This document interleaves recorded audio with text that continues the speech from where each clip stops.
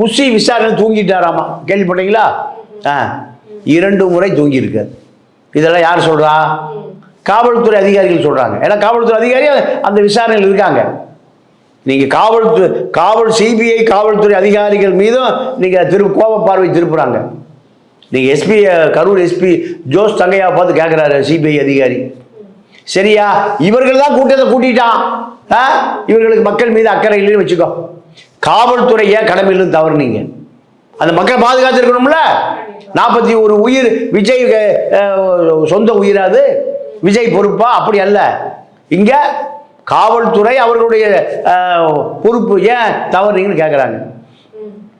SP சொல்றாரு, நாங்க இந்த கூட்டம் விஜய் வந்துருவார், 12 மணிக்கு வந்துடுவார், 1 மணிக்கு வந்துடுவார், 2 மணிக்கு வந்துடுவார், அதுவரை நாங்க பொறுமை காத்தோம்.